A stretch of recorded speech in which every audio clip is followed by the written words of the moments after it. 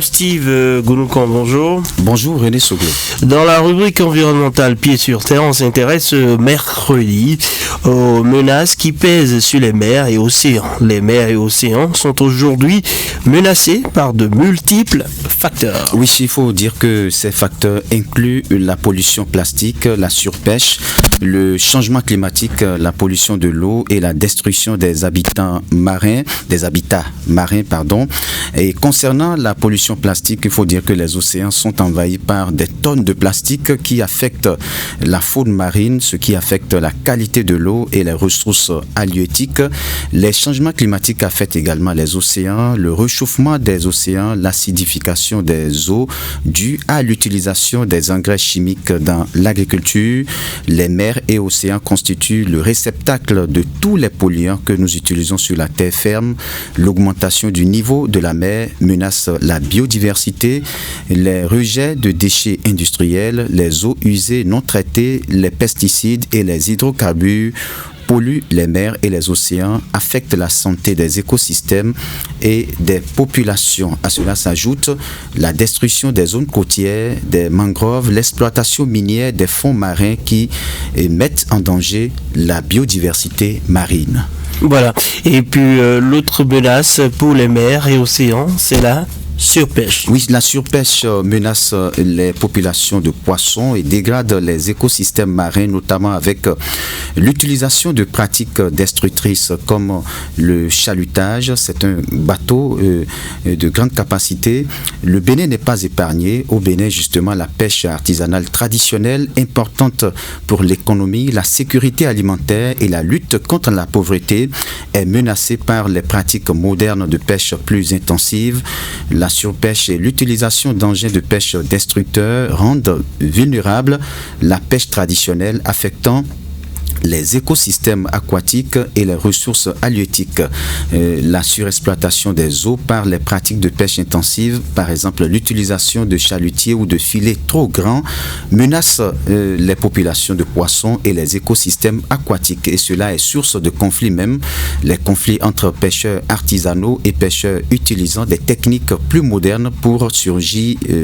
Les pêcheurs traditionnels se sentant lésés par la concurrence. La pêche intensive peut entraîner la dégradation des écosystèmes aquatiques, affectant la diversité biologique et la qualité de l'eau et limitant les ressources à long terme.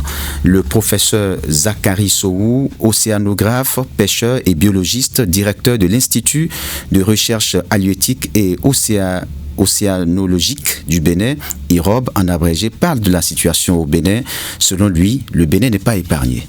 Comme tous les pays côtiers et surtout dans le golfe de Guinée, la situation du Bénin n'est pas meilleure car le Bénin est confronté au problème de l'érosion côtière, au réchauffement climatique, à la pollution de tout genre. Quand il y a une pollution par les plastiques, par les pesticides, pollution, par les teintes et autres. Là, nous avons tous ces genres de pollution aujourd'hui. Donc le Bénin n'est pas du tout épargné des problèmes que vivent les autres pays. Quand nous parlons de la pêche, à l'instar d'autres pays côtiers, le Bénin est menacé aussi par les pratiques modernes ou nouvelles de pêche, que sont le chalutage de fond qui racle le fond et qui détruit la flore marine et qui entretient la faune. Donc l'utilisation des engins de pêche à maille fine et les monofilaments qui sont des engins qui doivent être découragés.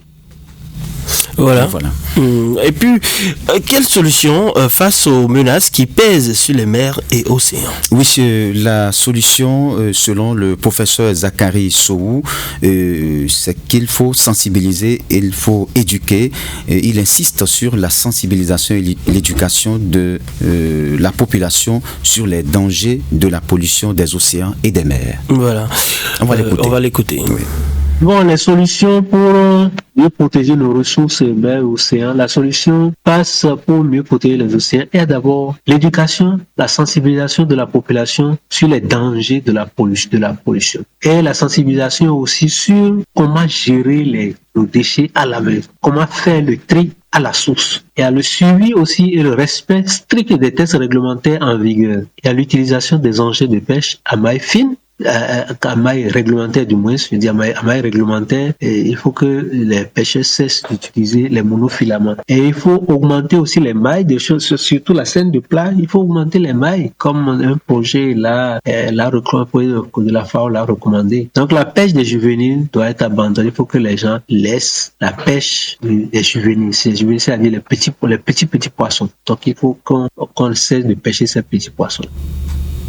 Des petits poissons qu'il ne faut pas pêcher permettent donc à ces espèces de se reproduire et d'occuper davantage l'espace au niveau des océans et des mers. Alors, Raoul Steve Gounoukan, tout est dit.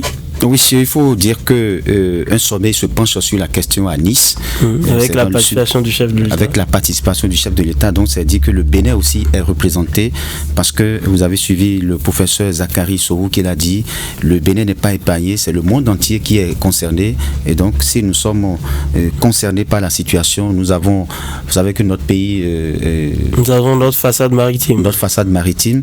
Et quand on voit toutes les luttes qui sont menées dans ce sens, et le financement dont les pays en développement ont besoin, je pense qu'il faut saluer déjà cette présence du chef de l'État qui est à ce sommet et avec une forte délégation. C'est dit que le Bénin aussi est conscient de la situation et veut véritablement apporter les réponses qu'il faut aux problèmes, aux menaces aujourd'hui qui pèsent sur les océans et les mers.